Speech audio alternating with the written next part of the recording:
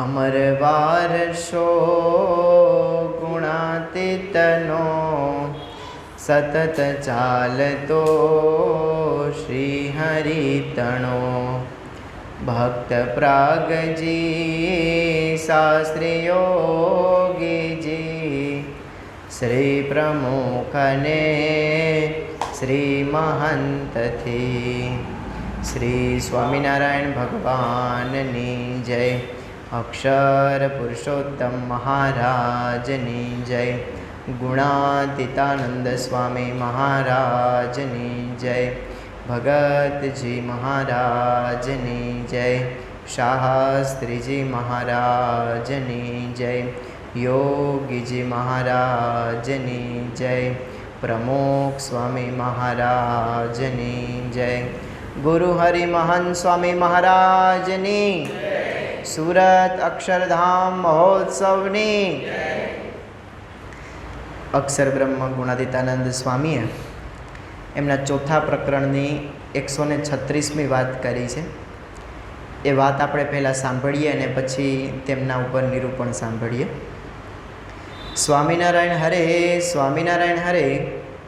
સ્વામીએ વાત કરી છે ભગવાનના ભક્તના ગુણ કહેવા, તેનાથી જીવ બ્રહ્મરૂપ થઈ જાય ને એમાં દાખલો કંઈ પડે નહીં એમ કરવાનું કહ્યું. પણ ફલાણો આવો ને ફલાણો આવો એમ ભગવાનના ભક્તના દોષ ન કહેવા ને તેનું આપણે શું કામ છે ને કોઈને નહીં સમજાતું હોય તો વળી આમ સમજશે તેની શી ઉતાવળ છે ને ક્યાં ભાગી જાય એમ છે. પણ કોઈના દોષ ન કહેવા. તેમાં લવા અને બાદશાહની દાઢીનું દ્રષ્ટાંત દીધું તે મુખ્ય માથે લેવું. અહીંયા ગુણગ્રાહક દ્રષ્ટિની આપણને મહારાજ ગુણાતીતાનંદ સ્વામી વાત કરે છે. એમાં પહેલાં લવા અને બાદશાહની એક વાત કરે છે. હવે લવા અને બાદશાહની શું વાત હતી? તો બાદશાહનો સેવક હતો લવો, એમનું નામ હતું. હવે એક વખતે બાદશાહને આ લવાની ઈમાનદારી ઉપર એક પ્રશ્ન થયો. એટલે એને પ્રશ્ન પૂછ્યો કે લવા, તું મારી એટલી સેવા ચાકરી કરે છો, પણ કદાચ આપણે બેને દાઢી છે લાંબી, એ તારી ને મારી બેયની એક સાથે દાઢી સળગે તો તું પહેલાં કોની દાઢી ઓલાવ? તો બાદશાહને લવો કહે છે કે મહારાજ જહાપના, તમે મારા માલિક સાચા, મારા રોટલાના દેનારા તમે ખરા, પણ જો દાઢી બેયની સળગે ને તો એક બે હાથ પહેલાં મારામાં મારું ને પછી તમારી ઓલવવા માટે આવું. હવે આ દ્રષ્ટિથી આપણને સત્સંગને જોવાનો છે. અહીંયા ગુણાતીતાનંદ સ્વામી કહે છે કે હંમેશા આપણે પોતાનું કરતા નથી ને બીજાનું કરવા માટે જઈએ છીએ. દાખલા તરીકે અત્યારે આપણે બધા સભાની અંદર આવ્યા છીએ તો આપણી નજર હંમેશા બીજાની હાજરી પૂરવામાં જ હોય છે કે આજે ફલાણો આવ્યો નથી. બહુ સભાની રાહ જોઈને સભા બહુ કરતો હોય, આજે ગાપચી મારી, એટલે સીધે સીધા એ વ્યક્તિ એબસન્ટ હોય એટલે આપણે સીધે સીધું એવું જ ધારી લઈએ કે ભાઈ ગાપચી નથી. પણ આપણે ક્યાં ખબર છે કે એ ભાઈ રાજકોટની સભા ભરતો હશે, ગોંડલની સભા ભરતો હશે, પોરબંદરની સભામાં ગયો હશે, આપણે તો ખબર નથી. આપણે જાણ્યા વગર જ પ્રથમથી જ એમનું અનુમાન લગાડવા માંડીએ છીએ કે આવું જ હોવું જોઈએ, એટલા માટે જ પેલી વ્યક્તિ મને આમ કીધું છે. અને એટલા માટે જ આપણે સત્સંગની અંદર ક્યારેક ખાટો મોડો સત્સંગ થયા કરે છે. લોહિયાના 5ના વચનામૃતમાં મહારાજ કહે છે કે જે ગુણ ગ્રહણ કરતો હોય ને એનો જ પાયો સત્સંગમાં અચળ રહે છે. મહારાજે જે વચનામૃતમાં અભાવ અવગુણ અને ગુણ ગ્રહણની જેટલી વાતો કરી છે ને એટલી વાતો એક પણ શાસ્ત્રમાં આપણને મળે નહીં. કારણ કે ભગવાનના ભક્તના ગુણ કહેવાય એનાથી મોટું અધિક કોઈ સાધન જ નથી. દરેક વ્યક્તિને પોતાની ભક્તિનો અભિમાન હોય છે. દાખલા તરીકે તમે 5 દિવસના સળંગ ઉપવાસ કરો, મહંતજી વ્રત કરો, જો કે હવે તો એ મહંતજી વ્રત અત્યારે સંસ્થામાં બંધ થયું. 5 દિવસ મહંતજી વ્રત કરીએ તો આપણે તરત એવું થાય કે કદાચ કોઈક મારી નોંધ લે તો મને મજા આવે. અહીંયા 108 પ્રદક્ષિણા કરતા હોય તો તમને પ્રદક્ષિણાનો થાક ત્યારે જ ઉતરે કે જ્યારે બીજા કોઈ વ્યક્તિ આવીને પૂછે કે ભાઈ કેટલીક પ્રદક્ષિણા કરી, તો કે 108. વાહ બહુ સારી ભક્તિ, તો આપણને મજા આવે. કોઈ 51-55 દંડવત કરતા હોય એવો નિયમ હોય અને કહે કે વાહ સરસ કેટલા દંડવત કરો છો, તો આપણે મજા આવે. પણ એની જગ્યાએ પૂછે નહીં તો આપણે એવું થાય કે આરો હું કહ્યું ને ભગવાન સામે દંડવત કરું છું, એટલી મહેનત કરું છું અને ઓલો દર્શન કરીને વયો ગયો, મને પૂછ્યું નહીં. આપણી જે ભક્તિ છે ને એ ભક્તિ ક્યારેક દેખાડાનું સ્વરૂપ લઈ લે છે. આપણે માળા કરતા હોઈએ તો માળા કરતાં કરતાં પણ આપણું મન તો કેટલી જગ્યાએ ભટકે છે. પણ આપણે ઘણી વખતે માળા કરતા હોય તો આપણે એવું થાય કે સામેવાળો વ્યક્તિએ મારી નોંધ લે. તો હંમેશા આપણે આવી વસ્તુની જ્યારે નોંધ નથી લેવાતી ને ત્યારે આપણે એનો અભાવ આવે છે કે એટલી બધી સેવા હું મંદિરમાં કરું છું એમ છતાં પણ મારું તો કંઈ મંદિરમાં ઉપજતું નથી. ઘણી વખતે ઘણા બધા હરિભક્તો પાછા પડી જાય છે 2-3 વસ્તુની અંદર. મંદિરમાં જઈએ, ઉતારો ન મળે, ઉતારાની વ્યવસ્થા ન સચવાય અથવા તો યોગ્ય રીતે સરભરા ન થાય તો તરત આપણે ખાટું થઈ જાય છે. તમે મંદિરમાં દાખલા તરીકે જાઓ, તમને 2 સંતો મળે. એક સંત એવું પૂછે કે આવો આવો, કેમ છો, મજામાં, ઠાકોરજીના પ્રસાદીના પાન બીડા તમને આપે, તમારો ધંધો કેવો ચાલે છે, છોકરાઓ શું ભણે છે, આવું બધું પૂછે તો આમાં મજા આવે કે ન આવે? બીજા તમને કોઈક એવા સંત મળે, તિલક ચાંદલો કેમ નથી કર્યો, પૂજા કરો છો કે નથી કરતા, માળા કરો છો, દશાંશ વિષાંશ ધર્માદો કાઢો છો, રવિ સભામાં જાઓ છો કે નથી જતા, આવું કે ને એટલે આપણે એની યાર ન મજા આવે. કેમ? કેમ કે આપણા સ્વભાવો પકડાયા ત્યાં. એટલે કે જે વ્યક્તિને ગમે તેવા સ્વભાવ સાથે કે એવા આચાર વિચાર સાથે બોલાવે તો જ સામેવાળા વ્યક્તિને મજા આવે અથવા તો એનો ગુણ આવે. પણ મહારાજ અહીંયા વચનામૃતમાં શું વાત કરે છે?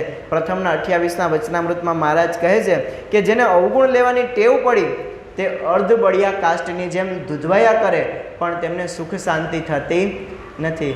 લીલું લાકડું હોય એ અગ્નિ આમ ભળભળ બળતો હોય, એમની અંદર તમે એને સળગાવવા માટે નાખી દો, સળગે ખરું પણ બીજું બધું લાકડું સળગીને ખાક થઈ જાય. પણ આ અર્ધ બળેલું કાષ્ટ છે ને ન તો પૂરેપૂરું સળગે કે ન તો પૂરેપૂરું આખું રહે, અડધું બળેલું રહે અને એની અંદરથી ધુમાડા નીકળતા જ એ રહે. એમ સત્સંગની અંદર પણ જેને અવગુણ લેવાની ટેવ પડે ને એ અર્ધ બળિયા કાષ્ટ જેમ ધૂધવાયા કરે. પ્રથમના 24ના વચનામૃતની અંદર મહારાજ કહે છે કે કોઈનો સ્વભાવ સત્સંગમાં ન ઘટે એવો હોય, એટલે કે ક્યાંય ચાલે એવો ન હોય, એવો વ્યક્તિ હોય તો પણ જો એને સત્સંગનો યોગ થયો હોય તો તેમનો અતિશય ગુણ લેવો. એટલે કે માર્કેટની અંદર, સમાજની અંદર એનું ખૂબ ખરાબ નામ હોય, એવો વ્યક્તિ પણ જો સત્સંગમાં આવીને બેસે તો એનો ગુણ લેવો કે વાહ, રોડ ઉપરથી તો હજારો વ્યક્તિઓ પસાર થાય છે પણ આ ભગવદીય જીવ છે કે સભામાં આવીને તો બેઠો. મહારાજ પ્રથમના 20મા વચનામૃતમાં કહે છે કે જે પોતાનું નથી જોતો, જો આ વચનામૃતમાં તો મહારાજે છે ને આમ બધી વાતનો સાર કહી દીધો. આપણે બધાનો સાધના માર્ગ શું છે ને એ કહી દીધો. મહંત સ્વામી મહારાજની જે ઈચ્છા છે અત્યારે આપણા સત્સંગને જે ટર્નિંગ પોઈન્ટ ઉપર એમને લઈ જવો છે એ વાત મહારાજ આ વચનામૃતમાં કહી દીધી. અને આ વચનામૃત આપણે કાયમી માટે યાદ રાખવું અને વિચારવું જ્યારે કોઈનો અભાવ અવગુણ આવે ને ત્યારે. મહારાજ શું વાત કરે છે કે જે પોતાનું નથી જોતો તે જ શબ્દ વાપરે છે, તે જ અજ્ઞાનીમાં અતિશય અજ્ઞાની છે. બીજો શબ્દ વાપરે છે કે ઘેલામાં અતિશય ઘેલો છે. ત્રીજો શબ્દ વાપરે છે કે મૂર્ખમાં અતિશય મૂર્ખ છે. અને ચોથામાં તો છે ને હવે આમ છેલ્લી ક્વોલિટીમાં મહારાજ વયા જાય. મહારાજ કહે કે નીચમાં અતિશય નીચ છે. હવે લેજો અભાવ અવગુણ. મૂર્ખમાં મૂર્ખ થવું છે, અજ્ઞાનીમાં અજ્ઞાની થવું છે, ઘેલામાં ઘેલો થવું છે કે નીચમાં નીચ થવું છે. આપણે મંદિરમાં આવીએ અને સત્સંગમાં આવીએ એટલે કે પેલો આવો ને પેલો આવો ને પેલો આવો, એવું તો કેટલા જન્મોથી કર્યું છે. આ જન્મે આપણે એકાંતિક થવા માટે આવ્યા છીએ. આપણે એક સેવા કરતા હોય એટલે હંમેશા આપણો આગ્રહ રહે કે બીજો મારી જેવી સેવા કરવો જ જોઈએ. એલા ભાઈ, એમના હજી ઉદય નથી થયા, તમારા ઉદય થયા એટલે તમને એટલી સેવા મળી છે. પણ આપણે સેવાનો મહિમા સમજાતો નથી. અહીંયા દાખલા તરીકે ખુરશી ગોઠવવાની સેવા હોય અને સરસ મજાની ખુરશી એકદમ લાઇનસર વ્યવસ્થિત રીતે ગોઠવેલી હોય, કદાચ કોઈ કાર્યકર કે બહારથી કોઈ મોટેરા વ્યક્તિ આવીને પૂછે કે આ ખુરશી કોને ગોઠવી છે, તો મેં ગોઠવી હોય તો આપણે એવું કહીએ કે આ સેવકે ગોઠવી છે. તરત અભિમાન આવી જાય, આ કામ મેં કર્યું, મારાથી થયું, હું ન હોય તો ન થાય. તો હંમેશા આપણે બીજા વ્યક્તિ પાસેથી એવી વસ્તુ કરાવવા માટેનો આગ્રહ રાખીએ છીએ. પણ હંમેશા યાદ રાખવાનું કે આ દુનિયામાં જેટલી કંઈ પણ ખામીઓ છે ને એટલી સામે ખૂબીઓ પણ છે. આ દુનિયાની અંદર ઊંડામાં ઊંડી ખીણો છે તો સાથે ઊંચામાં ઊંચા પર્વતો પણ છે. આ દુનિયાની અંદર ખારામાં ખારું જળ છે પણ એની સાથે મીઠા અમૃત માન સરોવર જેવું જળ પણ છે. આ દુનિયાની અંદર ઘણી બધી કડવી વનસ્પતિઓ છે પણ સાથે ઘણી બધી મીઠી વનસ્પતિઓ પણ છે.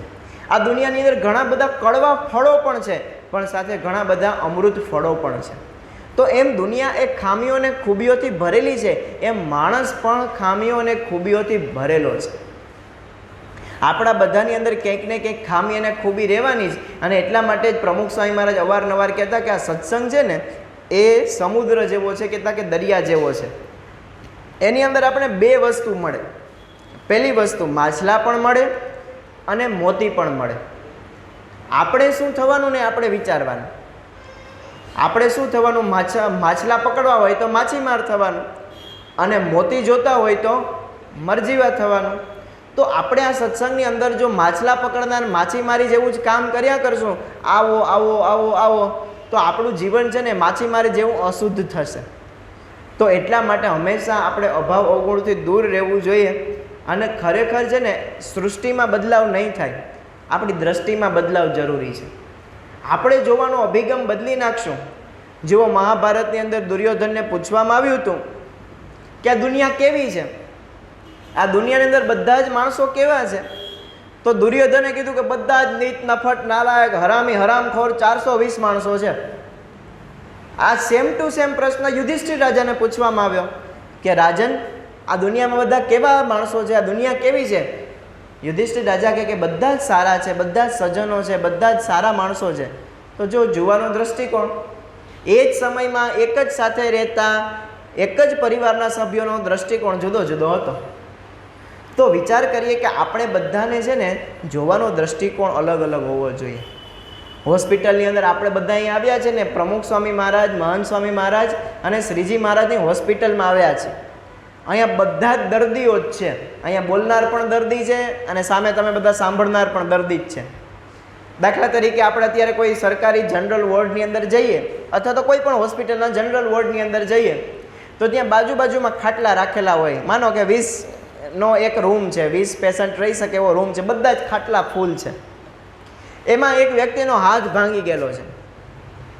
હવે આ હાથ ભાંગી ગયેલા વ્યક્તિને બાજુવાળો વ્યક્તિ એવું કહેવા માંડે કે હરખા હાલતા હોય તો તમને ખબર નથી પડતી, ભાન નથી પડતી, ક્યાં તમારે જાનમાં જવું તો એટલી બધી ઉતાવળ હતી, લપસીને પડ્યા ને હાથ ભાંગ્યો. હવે એ વ્યક્તિ બાજુવાળાને પૂછે કે તું કેમ અહીંયા દાખલ થયો? તો કે 400 ડાયાબિટીસ આવી એટલે દવાખાનામાં દાખલ થવું પડ્યું. એલા કેરી કોઈ દી જોઈ નથી? કેરીની સિઝન આવીને તૂટી જ પડો છો. જેમ આવે તેમ મન પડે તેમ શ્રીખંડ ખાવું છે, મન પડે તેમ કેરી ખાવી છે, મન પડે તેમ ખાંડ ખાવી છે, ચા પીવો છે, પછી દવાખાનામાં જ આવવાનું થાય. એની બાજુમાં ત્રીજો વ્યક્તિ હોય, એને ટાઇફોઇડ તાવ આવ્યો હોય, એટલે પાણી ગમે તેમ ના પીવાય ગમે ત્યાં, પછી તો થાય જ ને. એની બાજુમાં રહેલો ઝાડા ઉલટી થયા હોય, એલા કોકના લગ્નમાં રિસેપ્શનમાં જાઓ તો મન પડે એટલું દાબવા ન મળે. ઘરે 2 રોટલી ખાતા હોય તો ત્યાં પણ 2 રોટલી જ ખવાય. એટલું બધું ખા ખા ખા ખા કરે પછી ઝાડા જ થાય ને ચાલા. હવે આવું બધા વોર્ડના દર્દીઓ એકબીજા સાથે આમ ઝઘડી કરે તો આ વ્યાજબી વાત કહેવાય? એમ આપણે બધા પણ છે ને આ શ્રીજી મહારાજના વોર્ડના દર્દીઓ જ છીએ. અને આપણે આ આવો અને આ આવો અને ઓલો આમ નથી કરતો અને ફલાણો આમ નથી કરતો ને એવું કરીએ ને એટલે વોર્ડના દર્દી જેવું જ આપણે કરીએ છીએ. હવે આ બધી જ અક્ષર પુરુષોત્તમ મહારાજની, મહંત સ્વામી મહારાજની રિપેરિંગ ગેરેજ છે અને ગેરેજમાં બધી જ રિપેરિંગ ગાડી જ આવે. એટલે રિપેરિંગ ગાડીમાં ક્યાંક સ્પેરપાર્ટની ખામી હોય, કોકમાં ક્લચ પ્રશ્ન હોય, કોકમાં બ્રેકનો પ્રશ્ન હોય, કોકમાં ટાયરનો પ્રશ્ન હોય, કોકના ડટ્ટા ઘાઈ ગયા હોય. એમ અહીંયા સત્સંગમાં આવે એને બધી જ આવડત ના હોય.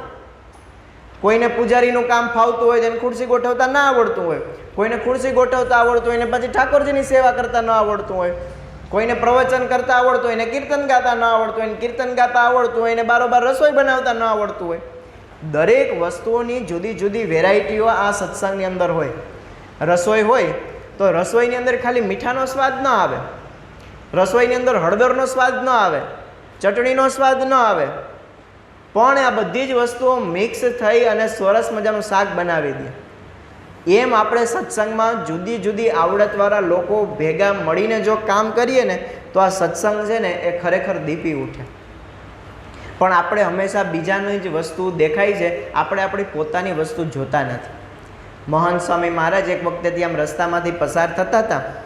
તમે ઘણી બધી બેંકોના નામ સાંભળ્યા હશે. SBI બેંકનું નામ સાંભળ્યું હશે, એક્સિસનું નામ સાંભળ્યું હશે, યુનિયનનું નામ સાંભળ્યું હશે, સૌરાષ્ટ્ર ગ્રામીણ બેંકનું નામ સાંભળ્યું હશે. તમે એવી જ રીતે ICICI બેંકનું નામ પણ સાંભળ્યું હશે.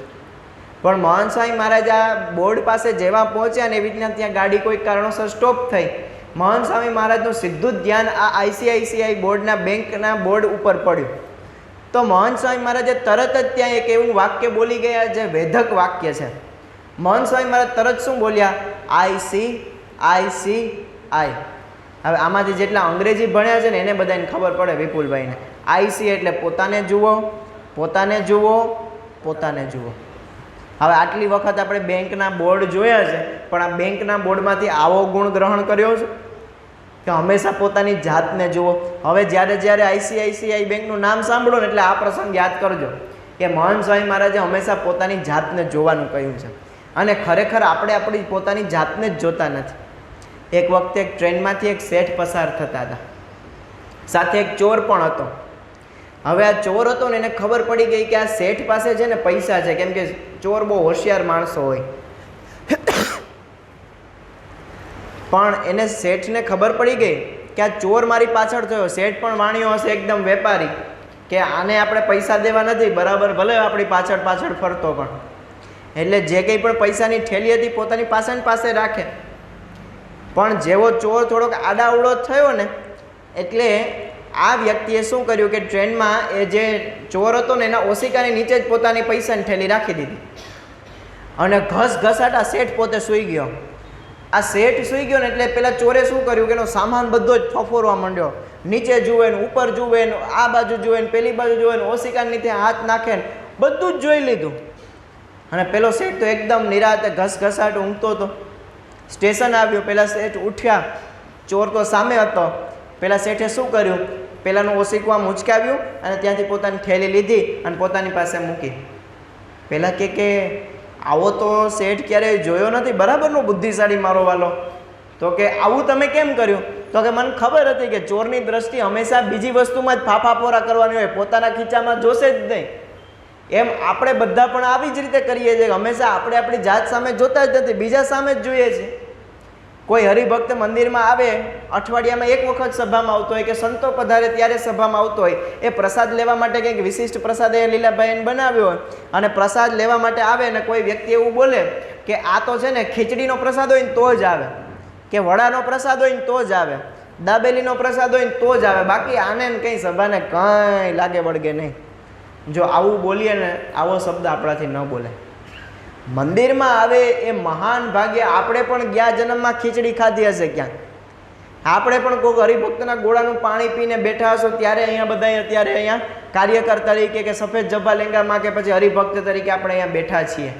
પણ કોઈ પણ વ્યક્તિ મંદિરમાં આવે એને આપણે હંમેશા આદર ભાવથી જોવો જોઈએ. આપણી નજરે જોઈએ ને એ બધું જ છે ને હંમેશા સાચું નથી હોતું. ઘણી વખતે છે ને આપણે હરિભક્તોને આવી રીતે મૂલવી લઈએ છીએ. એક હરિભક્ત છે ને આપણે અમદાવાદની અંદર, એને પેલી ફીટ આવતી, એટલે દાંત છે ને આમ એકદમ ચવાઈ જાય તો પેલું જડબું બંધ થઈ જાય. એટલે એક હરિભક્તને આવી રીતના ફીટ આવી ને તો કોઈ વ્યક્તિએ કીધું કે આને ફટાફટ ડુંગળીનો દડો સૂંઘાડો, તો આને છે ને ફટાફટ છે ને એને ભાન આવી જાય. હવે આ દ્રશ્ય છે ને કોઈ વ્યક્તિએ જોયું. હવે સામેવાળો વ્યક્તિ કોઈ આવવાનો છે તો એ તો કંઈ ડુંગળીનો દડો લઈને ફટાફટ દોડીને કંઈક સામેથી કંઈક એવી વ્યવસ્થા થઈ હશે. મંદિરમાં તો ક્યાંય ડુંગળી મળે નહીં. હવે સામેથી ક્યાંકથી ડુંગળીનો દડો લઈને દોડીને આવ્યો. આ દ્રશ્ય કોઈ ત્રીજા વ્યક્તિએ જોયું અને એમને આપણે એક સંતને પત્ર લખી નાખ્યો. હવે પત્ર કેવો લખ્યો કે અહીંયા તો સ્વામિનારાયણ મંદિરમાં તો બીજા બધાને ડુંગળીઓ ખાવાની ના પાડે છે, પણ અહીંયા તો સંતો ડુંગળીના ભજીયા બનાવીને ખાય છે. એટલે ક્યાંની ક્યાં વાત ને ક્યાં પહોંચાડી દે. હવે એ વ્યક્તિને ડુંગળી લઈ આવે અને સૂંઘાડવાની હતી, કેમ કે ઇમરજન્સીમાં શું કંઈક ઉકેલ કરવો, એટલે કોઈ વ્યક્તિ આવું બોલ્યું કે ભાઈ ડુંગળી લઈ આવો અને આવી રીતના થયું. પણ ખરેખર આપણે પહેલી દ્રષ્ટિએથી જોઈએ તો આપણે એવું થાય કે મંદિરમાં ડુંગળી એટલે આપણે તમને ઓહો બહુ મોટો અપરાધ થઈ ગયો. સાચી જ વાત છે, ન જ આવવી જોઈએ, અપરાધ જ કહેવાય, ગુનેગાર જ કહેવાય, ભૂલ જ કહેવાય. પણ હવે એ વસ્તુને આપણે કેવી રીતે મૂલવવી ને એ બહુ અગત્યનું છે. કોઈ વ્યક્તિથી ભૂલ થઈ તો ભૂલ થઈ પછી ભૂલી જવાનું, પણ આપણે એને વારંવાર એનો એકડો ઘૂંટ્યા જ કરીએ. પણ મેં કીધું ને કે હંમેશા નજરે જોયેલી બધી જ વસ્તુઓ સાચી હોતી નથી. એક વખતે છે ને આપણે અહીંયા કેમ 12 બાખડા છે એવી રીતે 12 બાખડા ઉપર 2 ડૉક્ટરો બેઠા હતા. સામેથી એક વ્યક્તિ છે ને આમ પગ ખોડંભાતી આવતી હતી, લંગડી ચાલતી. એટલે 2 ડૉક્ટરો હતા ને એ ઓર્થોપેડિક ડૉક્ટર જ હતા, ઘૂંટણના સ્પેશિયાલિસ્ટ હતા. એટલે પહેલા વ્યક્તિએ એક ડૉક્ટરે એવું કીધું કે પહેલા વ્યક્તિ જે ચાલીને આવે છે ને એના ઘૂંટણમાં તકલીફ છે. બીજો જે ડૉક્ટર હતો ને કે ના એના ઘૂંટણમાં તકલીફ નથી, એની પેનીમાં તકલીફ છે. અને બંને ડૉક્ટરો એકબીજા સાથે ચર્ચામાં નાના ઘૂંટીમાં, નાના પેનીમાં, નાના ઘૂંટણમાં, નાના પેનીમાં, આવી રીતે એટલો બધો આમ ધમાસાણ બંને વચ્ચે જામ્યો. તો પેલા કે ચાલ શરત લગાડીએ 10,000 રૂપિયાની. પહેલાંના ઘૂંટણમાં જ પ્રશ્ન હશે, આ કે પહેલાં પેનીમાં જ પ્રશ્ન હશે. અને પેલી વ્યક્તિ નજીક આવી અને એને પૂછ્યું કે ભાઈ તને શું તકલીફ છે, કેમ તારું ઘૂંટણ દુખે છે? તો કે ના રે ના. તો બીજો ડૉક્ટર કે શું તારી પેની દુખે છે? તો કે ના રે ના. તો કે તો તું કેમ આમ લંગડો ચાલે છે? તો કે મારા ચંપલની પટ્ટી તૂટી ગઈ છે ભાઈ સાહેબ. શું તૂટ્યું છે? મારા ચંપલની પટ્ટી તૂટી ગઈ છે એટલે હું ખોડંભાતો આલો છું. એમ સત્સંગની અંદર આપણે બધાને કોઈનો કોઈ ફોલ્ટ દેખાય તો હંમેશા ધારી ન લેવું કે આ જ કારણ હશે, કોઈક બીજું કારણ પણ હોઈ શકે. યોગીજી મહારાજને કોઈ વ્યક્તિએ કહ્યું કે શાસ્ત્રીજી મહારાજ પોઢ્યા છે. યોગીજી મહારાજ કે ગુરુ એમ બોલાય જ નહીં. તો કે શું બોલાય? તો કે બીજા બ્રહ્માંડમાં કામ કરવા ગયા છે. તો જો આ ગુણ, યોગીજી મહારાજની તો દ્રષ્ટિ એટલી બધી આમ સવડી હતી કે દરેક વસ્તુની અંદરથી ગુણ જ લેતા. કોઈ વ્યક્તિ યોગીજી મહારાજને છે ને પાર્કર પેન આપી ગયું. પેલી પેન છે ને પોઈન્ટવાળી જજ સાહેબ જે વાપરતા હોય ને એ જે વાપરતા હોય ને એને ફાવે લખતા. બાકી આપણા જેવા પહેલી વખતે વાપરે ને તો કાગળ ફાટી જ જાય. એટલે યોગીજી મહારાજે ક્યારેય આ પાર્કર પેન વાપરેલી નહીં, પણ લખવા માટે ગયા એટલે કાગળ ફાટી ગયું. તો કોઈ બાજુમાં ઉભેલા વ્યક્તિ બોલ્યા કે સ્વામી આ પેન બહુ ખરાબ છે. ત્યારે યોગીજી મહારાજ કે ગુરુ એમ ન બોલાય. તો કે તો બાપા શું બોલાય? તો બાપા કે આપણે લખતા નથી આવડતું. પેન તો બરાબર જ છે, આપણે લખતા નથી આવડતું. કોઈ એવું કીધું કે સ્વામી તમારા અક્ષર છે ને થોડા સારા થાય છે. શાસ્ત્રીજી મહારાજનો અક્ષર તો એટલા બધા ગડબડિયા થતા ને તો કોઈથી ઉકલતા જ નહીં. યોગી બાપા કે ગુરુ એવું ન બોલાય, આપણે ઉકલતા નહોતા આવડતા, એમના અક્ષર તો મોતીના દાણા જેવા થતા હતા. એમ હંમેશા જો એમને પોતાનો ફોલ્ટ જોયો. યોગીજી મહારાજ એક વખતે આમ ટ્રેનમાંથી પસાર થતા હતા, એક સ્ટેશનથી બીજા સ્ટેશન જવાનું હતું. અને અમુક યુવકો છે ને એમની અંદર પત્તા રમતા હતા, ગંજી પત્તો રમતા હતા. હવે યોગીજી મહારાજ તો એકદમ ભજનાનંદી સંત એટલે એમને ત્યાં ભજન શરૂ કર્યું. કારણ કે સ્વામિનારાયણ ધૂન શરૂ કરી હશે કે હાજી ભલા સાધુ. યોગીજી મહારાજ તો એકદમ ડોલતા પછી આ બધું ભજન ને બધું ગાવે. એટલે પેલા યુવકોને છે ને થોડું ડિસ્ટર્બન્સ થયું. એટલે એમને કીધું કે એ બાવાઓ બંધ કરો, આ ભજન બંધ કરો. યોગીજી મહારાજ તો કંઈ વાંધો નહીં કે ચાલો ગુરુ આપણે માળા આપો તો માળા ફેરવીએ. હવે આવી જ વસ્તુ કદાચ અહીંયા પહેલો દ્રષ્ટિકોણ આપણે એ જોઈએ કે આપણને કોઈક આવો પ્રશ્ન પૂછે કે ભાઈ તમે તમારી સીટ ઉપર બેઠા હોય અને કોઈ વ્યક્તિ તમને એવું કહે કે ભાઈ તમે માળા બંધ કરી દો અથવા તો ભજન બંધ કરી દો અથવા તો ગાવાનું બંધ કરી દો, તો આપણે શું કે ભાઈ ટિકિટ મેં લીધી કે તે લીધી છે?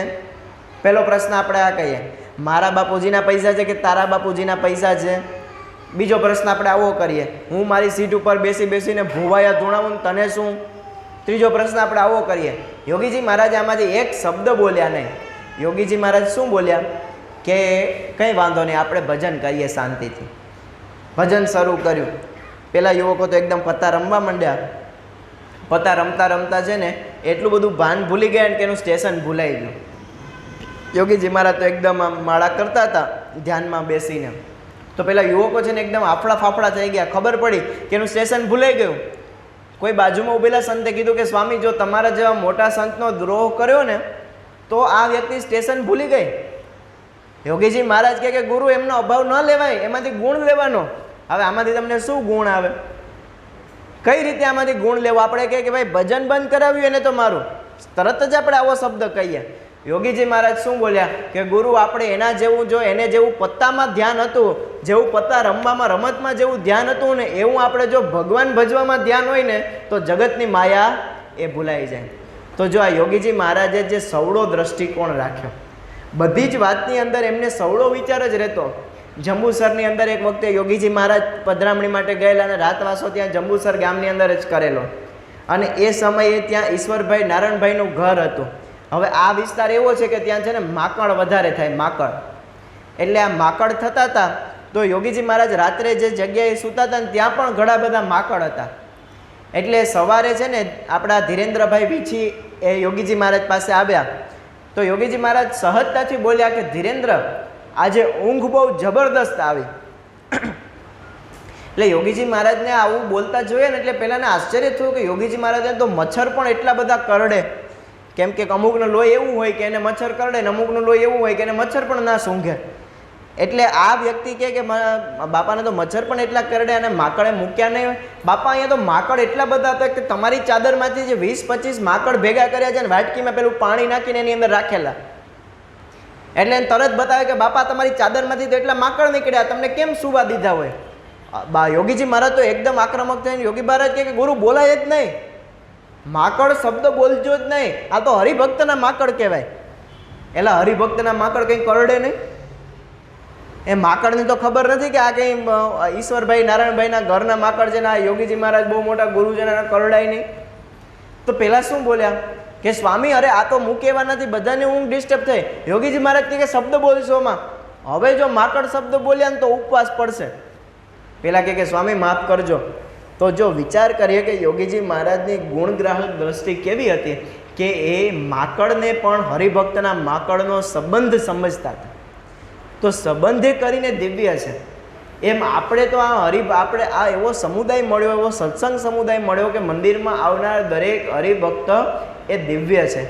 એક પ્રસંગ અવારનવાર આપણે સત્સંગની અંદર સાંભળીએ છીએ કે મુંબઈની અંદર જ્યારે યોગીજી મહારાજ બિરાજમાન હતા અને એ વખતે યોગીજી મહારાજની સમક્ષ જ્યારે યોગીજી મહારાજ સવારે મંગળ પ્રવચન કરે એ સમયે એક ગાંડા જેવો વ્યક્તિ ત્યાં ચડી આવ્યો મંદિરની અંદર.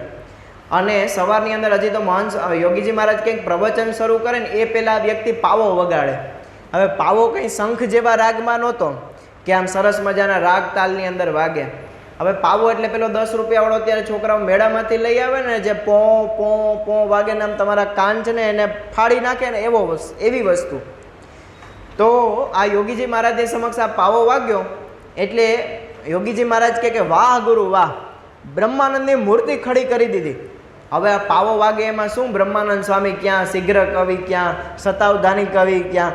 અને યોગીજી મહારાજ કે ગુરુ તમે આ છે ને બહુ જબરદસ્ત પાવો વગાડો છો. હવે ખુશામત તો છે ને ખુદાને પણ પ્યારી હોય એટલા માટે પેલા વ્યક્તિ છે ને એ આવ્યા બીજે દિવસે પણ, કેમ કે વખાણ કર્યા એટલે મજા આવી. એટલે બીજે દિવસે પણ આવ્યા તો યોગીજી મહારાજ હજી તો કંઈક બોલવાની શરૂઆત કરે ને તો સવારના પોરમાં પાવો વગાડે પો પો પો. હવે આ 5 વાગ્યામાં વાગે જો. હવે 5 વાગ્યામાં આવો કોઈ અવાજ કરે તો આપણે કેટલું ડિસ્ટર્બન્સ થાય. અત્યારે તમે દાખલા તરીકે લગ્નની સિઝન છે અને લગ્નની સિઝનમાં તમે જાઓ અને બહાર પહેલાં છે ને રમકડા વેચતા હોય તો એની અંદર પેલું ઢોલકાવાળો ઢોલકું વેચતો હોય તો તમારો છોકરો જોઈને કે મારે આ ઢોલકી લેવી જ છે, તમે લઈ પણ દો. હવે એ કંઈ આપણા ઢોલ જેવો તાલમાં ન વાગે, એમાં તો ધબ ધબ ધબ ધબ અવાજ જ આવે. હવે એ તમારો છોકરો આખો દિવસ ધબ ધબ ધબ ધબ વગાડતો હોય તો તમે શું કરો? એ ભાઈ બંધ થાને, હવે મૂકને આને.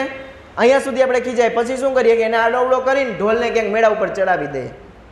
એટલે ઢોલ તમારો જ છોકરો ઢોલ વગાડે છે ને તમે જ લઈ દીધો છે એ આપણે નથી ગમતો.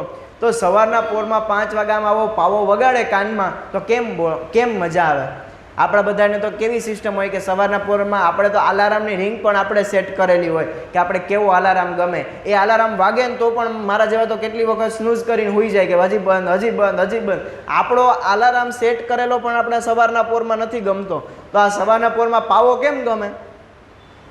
હવે આ 5 વાગ્યામાં પાવો વગાડે તો એ સમયે રમણભાઈ એટલે કે ડૉક્ટર સ્વામીને બધા યુવકની અંદર હતા. એટલે બધાને નક્કી કર્યું કે યોગીજી મહારાજનો લાભ આપણે કંઈ સારી રીતે લઈ શકતા નથી એટલે આપણે આ વ્યક્તિને છે ને બહારથી વિદાય આપી દેવી. એટલે એ લોકો સવારના પોરમાં વહેલા બધા યુવકો ઊભ્યા ત્યાં અને કીધું કે ભાઈ અહીંયા આવવાનું નથી. અને પહેલાંને તો કંઈ હરિભક્ત તરીકે એવું કંઈ માન સન્માન હતું નહીં, યોગીજી મહારાજ કોણ છે એવું કંઈ ખબર નહોતી. એને તો બસ ખાલી આ પાવો વગાડવા મળતો હતો એટલે આવતા હતા. અને તે દિવસે આ વ્યક્તિ ન આવ્યા એટલે યોગીજી મહારાજ સીધા ગાદી ઉપર બેઠા એટલે બાપાએ પૂછ્યું કે પેલા પાવાવાળા ભાઈ ક્યાં ગયા? એટલે સામે બધા સંતો કહે સ્વામી એક તો તમારો લાભ અમને મળતો નહીં ને એટલે આજે એને છે ને મંદિરથી જ વિદાયમાન કરી દીધા.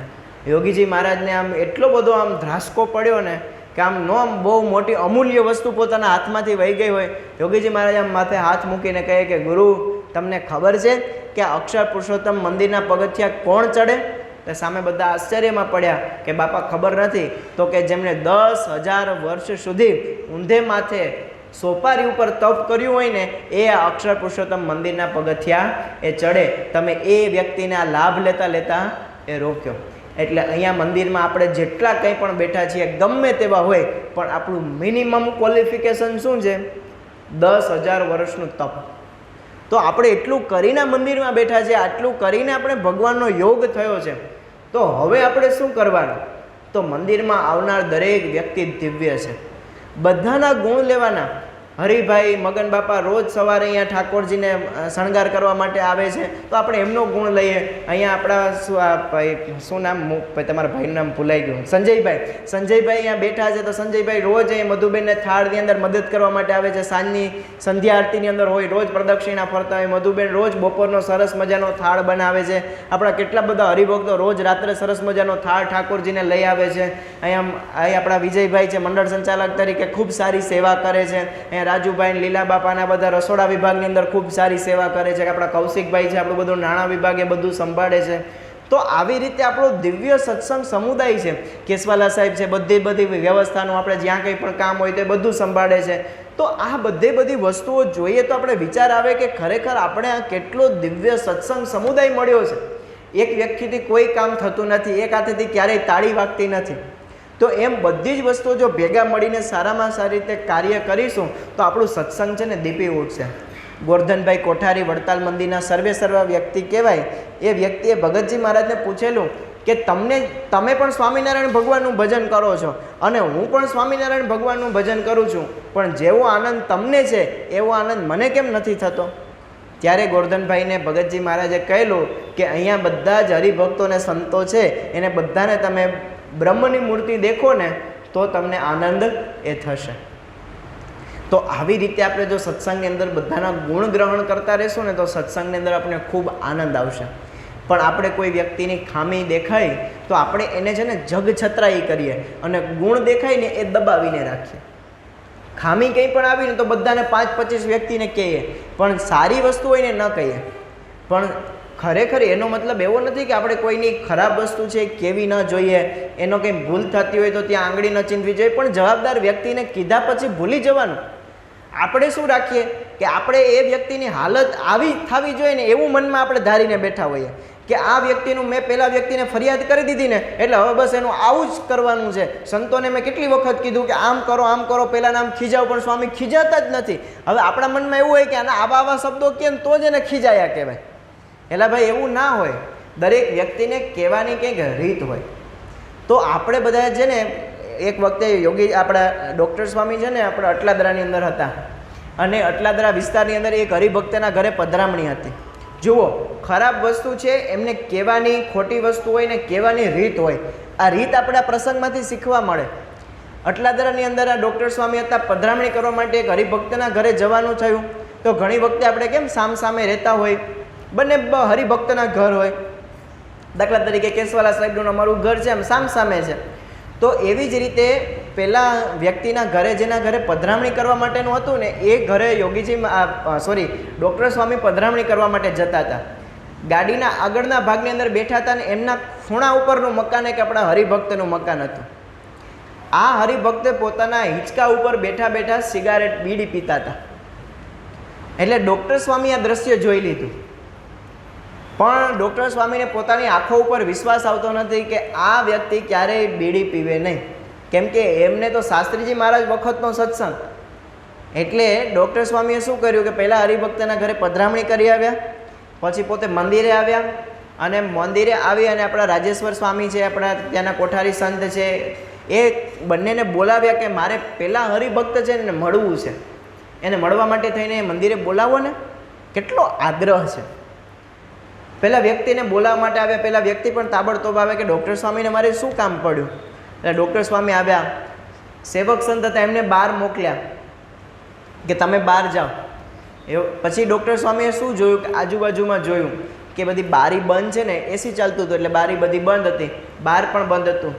સામે ડૉક્ટર સ્વામી ને પેલા વ્યક્તિ જ બેઠા હતા, બંને જ વ્યક્તિઓ. પછી ડૉક્ટર સ્વામીએ શું કહ્યું કે સ્વામી, ડૉક્ટર સ્વામીએ શરૂઆત ક્યાંથી કરી વાતની? ડૉક્ટર સ્વામી કહે કે હું તમને શાસ્ત્રીજી મહારાજના વખતનો તમારા પેઢીમાં સત્સંગ છે એ બધી વાત મને ખબર છે. તમારું મંદિરમાં સમર્પણ આટલું બધું છે એ પણ મને ખબર છે. તમારા ઘરની અંદર કોઈ કાર્યકર છે એ પણ મને ખબર છે. અને મને આ વાતનો વિશ્વાસ કોઈ વ્યક્તિ કરે ને તો પણ ન આવે ને ન જ આવે, પણ મેં એક દ્રશ્ય મારી નજરે જોયું છે એટલે મને વિશ્વાસમાં થોડોક ડગમગાટ થયો છે, એટલા માટે મેં તમને બોલાવ્યા છે. પેલા વ્યક્તિ કહે કે સ્વામી પૂછો, તમને શું પ્રશ્ન થયો એમ? હવે ડૉક્ટર સ્વામી ધીરેથી વાત કરીને કહે છે કે મને હજી પણ મનાતું જ નથી, પણ મેં જોયું છે ને એટલા માટે હું કહું છું કે મેં આ બાજુના હરિભક્તના ઘરે પધરામણી કરવા માટે આવ્યા અને મેં તમને હિંચકા ઉપર બેઠા બેઠા બીડી પીતા જોયા. બસ આટલું કહીને સ્ટોપ થઈ ગયા. આની જગ્યાએ આપણે હોય ને તો શું કરીએ? પહેલાં તો ફોટા પાડી લઈએ બરાબરના, પછી કલ્યાણમૂર્તિ સ્વામીને સેન્ડ કરીએ કે જુઓ તમારો ભગત બહાર આમ કરે છે ને અંદર આવી વાતો કરે છે ને આમ છે ને તેમ છે ને આવું બધું કરીએ. પણ ડૉક્ટર સ્વામીએ કેટલો શાંતિથી ને પ્રશ્ન પૂછ્યો કે મને આવું મન્યામાં આવે નહીં, પણ તમે આવું કરતા હતા મેં તમને જોયા. પેલા વ્યક્તિ, સામેવાળા વ્યક્તિ શું કે સ્વામી તમે જે દ્રશ્ય જોયું ને બરાબર છે, એ સાચું જ દ્રશ્ય જોયું. હું બીડી જ પીતો હતો, પણ સ્વામી આ બીડી મારા ખીચાની અંદર જ છે અત્યારે, અને આ બીડી છે ને એ તમાકુવાળી બીડી નથી, આની અંદર અજમો છે. અને મને છે ને દમની તકલીફ છે, શ્વાસની તકલીફ છે, એટલા માટે ડૉક્ટરે મને વૈદ્યે આ અજમાની સુગંધ લેવાનું કીધું છે. અને બીજી કંઈ પણ આની અંદર થોડી કંઈ પણ વસ્તુ ઔષધિ બધી ભરેલી છે. હવે એની અંદર એવું હતું કે મને પહેલાં એવું કહ્યું કે તમે સ્વામિનારાયણના સત્સંગી છો એટલે તમે આવી રીતના સિગારેટ નહીં પી શકો, તમને યોગ્ય પણ નહીં લાગે. એટલા માટે એમને મને એવું કહ્યું કે તમે તપેલી લો, તપેલીની અંદર થોડોક અજમો નાખો અને અજમાની અંદર ઔષધિ આપી, બીજી ઔષધિ નાખો, એને ઉકાળી અને પછી તમે એનો નાશ લો. પણ સ્વામી એ નાશ લીધા પછી પણ જે રિઝલ્ટ મળવું જોઈએ ને રિઝલ્ટ પ્રોપર મળતું નહોતું. એટલા માટે વૈદ્યે કીધું કે જો તમને યોગ્ય લાગે તો હું તમને આવી અજમાનીને ઔષધિની પોટલી બનાવી અને એની સિગારેટ બનાવીને બીજાને જેમ આપીએ છીએ એમ તમને આપીએ, પણ તમને યોગ્ય લાગે તો પીજો. ડૉક્ટર સ્વામી કહે કે હા હવે બરાબર. હવે જુઓ આ વસ્તુ આપણે કોઈની જોઈ હોય તો આપણે કેટલા એ વ્યક્તિને સમાજમાં ચિતરી દઈએ. પણ જો કહેવાની રીત, દરેક વસ્તુની અંદર આપણે શરૂઆતની અંદર વાત કરીને કે દરેક વ્યક્તિની અંદર કંઈક ને કંઈક ખામી તો રહેવાની જ, પણ એ ખામીને નહીં એની ખૂબીને જોઈએ ને તો આપણે છે ને સત્સંગની અંદર આનંદ આવે. એક રાજા હતા અને રાજા છે ને એમની ડાબી આંખ છે ને એ આંધળી હતી, એટલે કે એની અંદર દેખાતા નહીં, આંધળા હતા એક આંખે. હવે એ રાજાને છે ને એવો વિચાર આવ્યો કે મારે છે ને મારું એવું ચિત્ર બનાવવું છે જે આબેહૂબ મારા જેવું જ હોય અને એવી મોટી પ્રતિમા બનાવવી છે, પણ એમાં હું જેવો છું ને એવો ચિતરવાનો, એમાં કોઈ ફેરફાર નહીં કરવાનો. એટલે એક શિલ્પકાર આવ્યા, એમને રાજાને જોયા, શિલ્પકારની મૂર્તિનું બધું ડ્રોઈંગ તૈયાર કર્યું અને પછી આખી મૂર્તિ કંડારવાની શરૂઆત કરી અને રાજાની સમક્ષ મૂર્તિ લઈને આવ્યા. અને રાજા તો એક આખે કાણા હતા એટલે કાણા દર્શાવ્યા. રાજાએ એને ફાંસીની સજા આપી. કેમ? તો કે મને કાણો શા માટે કીધો, મને કાણો શા માટે દર્શાવ્યો, જાઓ આને આજીવન જેલની સજા આપો. બીજા વ્યક્તિ આવ્યા અને કીધું કે હા આગળના વ્યક્તિ જે હતા ને એની રાજાને કાણા દર્શાવ્યા છે, એમાં રાજાને મજા આવી નથી, એટલે આપણે બે આંખે દેખતા બતાવી દઈએ. આપણે શું રાજાના તો વખાણ કરવાના હોય, એટલે એને બંને આંખે દેખતા હોય એવું શિલ્પ બનાવી નાખ્યું. અને એવું શિલ્પ બનાવી અને રાજાની સમક્ષ લઈ જવામાં આવ્યું. અને શિલ્પકારે પણ જોયું, શિલ્પકારે આમ પેલું કપડું ઉપાડીને આમ દેખાડ્યું કે જુઓ રાજાજી તમારી આ શિલ્પ છે. પેલા રાજા કે આની અંદર તો મને બે આંખે તમે દેખતો બતાવ્યો છે, તો દેખતો બતાવ્યો છે, હું તો એક આંખે કાણો છું, તો મારી શરત શું હતી કે હું જેવો છું એવો ને એવો દર્શાવવાનો. આને પણ જેલમાં નાખી દો. એટલે ભાઈ જેવા છે એવા બતાવવા તોય તમને પ્રશ્ન, તમને સારા બતાવીએ તો પણ પ્રશ્ન. અમુક લોકો હોય ને કે એને ટાઢું પણ ન હોવાય, ઊનું પણ ન હોવાય, પાછું મધ્યમાં રહે એને પ્રશ્ન હોય. એટલે તમને એવું થાય કે એને ગમે એમ પેલા શું કે કાચના વાસણની જેમ રાખીએ ને તો પણ એ ફૂટે જ હાથમાંથી પડે. એટલે હેન્ડલ વિથ કેર. આપણે ઘણી વખતે પેલું પાર્સલ આવે ને એની અંદર કંઈક એવી જોખમી વસ્તુ હોય ને એની ઉપર લખેલું હોય હેન્ડલ વિથ કેર, એટલે કે આને બહુ ધ્યાનથી સાચવા. એમ સત્સંગની અંદર પણ ઘણા એવા હોય કે એને બહુ ધ્યાનથી સાચવવા પડે, ક્યારે દુઃખ લાગી જાય. તો આપણે આ વ્યક્તિને એવું થયું કે ભાઈ આ વ્યક્તિને તો કાણો બતાવી એમાંય મજા નથી આવતી, દેખતો બતાવી એમાંય મજા નથી આવતી. ત્રીજો શિલ્પકાર આવ્યો, એને બધી વસ્તુની ખબર. ચાલો આપણે એક શિલ્પ એવું બનાવીએ કે જેની અંદર રાજા ખુશમ ખુશ થઈ જાય. અને એને શિલ્પ બનાવ્યું. એ શિલ્પની અંદર રાજા છે ને આમ શિકાર કરતો હોય ને એવું બતાવ્યું. હવે શિકાર કરતો હોય તો શિકાર હંમેશા જમણી આંખ સાથે આમ દ્રષ્ટિ રાખે અને ડાબી આંખને બંધ કરે. અને ડાબી આંખને બંધ કરીને જમણા હાથે નિશાની સાધતો હોય એટલે ડાબી આંખ શું થઈ જાય? બંધ થઈ જાય. જમણી આંખ શું થઈ જાય? ખુલ્લી રહી જાય. અને હાથમાં શું રાખવામાં આવે? બાણ રાખવામાં આવે. એટલે રાજા કેવો છે? સાહસિક છે. એમની અંદર શિકાર કરવાનો કે સામેવાળા વ્યક્તિ સાથે યુદ્ધ કરવાનો એમનો ગુણ છે. એ પોતે બાહોશ છે, એ ગુણને પ્રદર્શિત થયો. એમનો અવગુણ હતો એ પણ દટાઈ ગયો અને ગુણનું દર્શન થયું. રાજાની સમક્ષ આ મૂર્તિનું અનાવરણ કરવામાં આવ્યું. રાજા ખુશમ ખુશ થઈને પેલા વ્યક્તિને આમ સોનામોહર આપી કે ભાઈ વાહ, તે મારું ખરેખર શિલ્પ એ બનાવ્યું. એમ સત્સંગની અંદર કેટલા બધા વ્યક્તિઓ એની અંદર જે અવગુણ છે એ અવગુણ શું છે? કાણું છે. પણ એનો અવગુણ લેવાની બદલે એના ગુણ સામે જોશું ને તો સત્સંગની અંદર હંમેશા આનંદ એ આવશે. છેલ્લી એક વાત કહી અને આપણે પૂરું કરીએ કે આપણે સત્સંગની અંદર બીજા વ્યક્તિનો છે ને ગુણ નથી લઈ શકતા ને એનું કારણ એ છે કે આપણે એ વ્યક્તિ ઉપર છે ને પૂર્વગ્રહ બંધાઈ ગયો છે કે આ વ્યક્તિ નથી આવ્યો તો એનું કારણ આ જોવું જોઈએ, અથવા તો આ વ્યક્તિને હું આવી ફરમાઈશ સામે મૂકીશ ને એટલે આવું જ બોલશે અથવા તો આવું જ કહેશે. પણ જો એ પૂર્વગ્રહ મૂકીએ ને તો ખરેખર સત્સંગની અંદર અતિશય આનંદ આવે. એક વખતે છે ને એક ભમરા અને ગીંગાને દોસ્તી થઈ. આ ભમરો છે ને એ હંમેશા ફૂલ જેવા માહોલની અંદર હંમેશા વિચરણ કરે અને ફૂલની અંદર સુગંધ લેવા માટે જાય. સરસ મજાના મોગરાના ફૂલ, આપણે જે કીર્તન બોલીએ છીએ ને કે મોગરાના ફૂલ સખી મોગરાના ફૂલ, શ્રીજીને પ્યારા બહુ મોગરાના ફૂલ, એવા ગુલાબના ફૂલ ઉપર જાય, કમળના ફૂલ ઉપર જાય, ડોલરના ફૂલ ઉપર જાય, ચોઈના ફૂલ ઉપર જાય અને આમ સરસ મજાની સુગંધ લે. એટલે એને એવું થયું કે ભાઈ મારો મિત્ર આ ગીંગો છે, એ ગીંગો તો આખો દિવસ મળમાં જ પડ્યો હોય, એને પણ હું આવી સુંદર મજાની પુષ્પની સુવાસ લેતો કરું તો. એટલે એને રાત્રે વાત કરી કે મિત્ર આપણે એ બાજુમાં જ બગીચો છે, બગીચા ઉપર આપણે જવાનું છે અને બગીચાની અંદર જઈને તારે સરસ મજાની ફૂલની સુગંધ લેવાનું છે. આવતીકાલ તું મારા સાથે આવજે ને. પેલો ગીંગો કહે કે કંઈ વાંધો નહીં, ચાલો આપણે તમારી સાથે આવશું. બીજે દિવસે સરસ મજાની સવાર થઈ, સોનેરી સવાર હતી, સુંદર મજાના પુષ્પ બગીચાની અંદર ખીલ્યા હતા અને પેલો ગીંગો અને ભમરો બે સવારી કરવા માટે નીકળ્યા.